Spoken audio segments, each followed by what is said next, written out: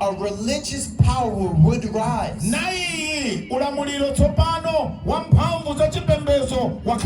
It would be small at first, but then it would become extremely powerful.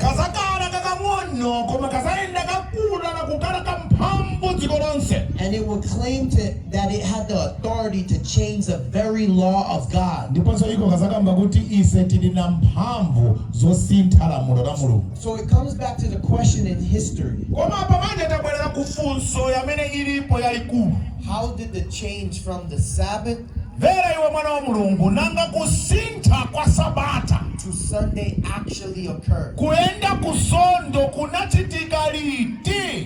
See, the change of the Sabbath occurred gradually over a period of time.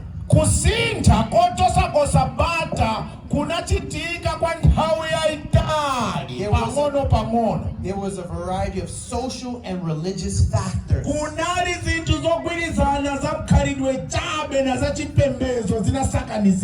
And Dr. John Eddy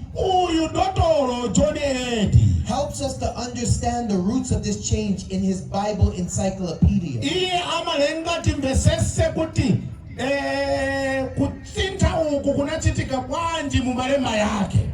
On page 561. This is in the Bible encyclopedia. He said Sabbath, a Hebrew word signifying rest. Sunday was a name given by the heathens.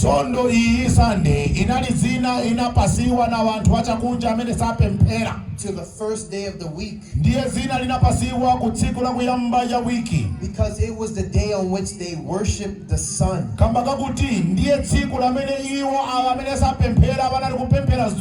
So the root of Sunday actually it represents worshiping the sun. And the root of this comes from Egypt.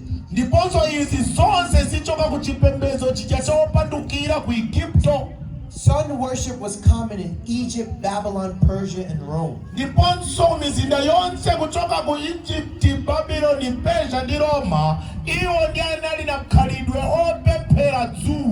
And then when you come to Constantine in the 1st century,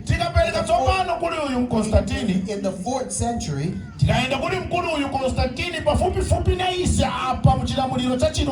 he was the leader. He had a strong devotion to sun worship.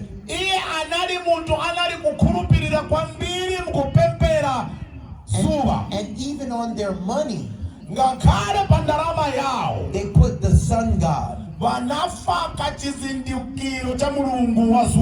But he also had a big problem. Rome was falling apart. And he wanted to unite his empire.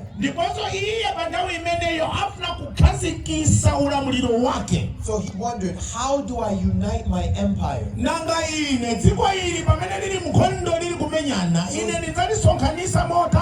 So he came up with a brilliant idea. Why not unite the empire around Sunday worship?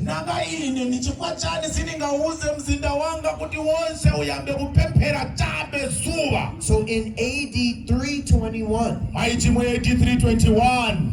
so this is in history, he says, on the vulnerable day of the sun, let the magistrates and people residing in the cities rest, and let all the shops be closed. So Constantine calls Sunday the venerable day of the sun. And he started with closing all the shops. And he was attempting to unite the empire.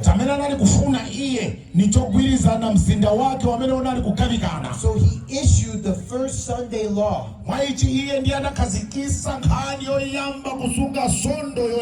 And this is when the church and the state united. And what he was doing was, he was trying to Christianize the pagans.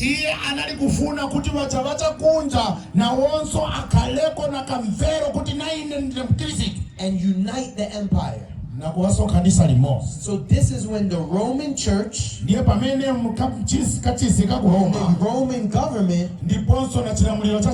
they united and became one. And here's a statement that's incredible. It's from March 1994. This is in the Catholic World page 809. The Catholic World page 809. It said the sun was the foremost god with heathendom. There is in truth something worldly,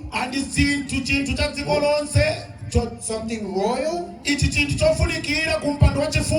kingly about the sun, making it fit emblem of Jesus, the son of justice. Hence the church in these countries would seem to have said, keep that old pagan name. It shall remain consecrated and sanctified.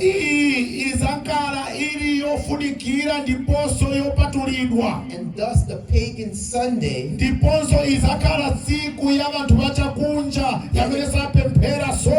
dedicated to Balder. This is a god. It's the name of a pagan god. Became the Christian Sunday. Sacred to Jesus. So do you see how it happened? Do you see how Sunday came into the church?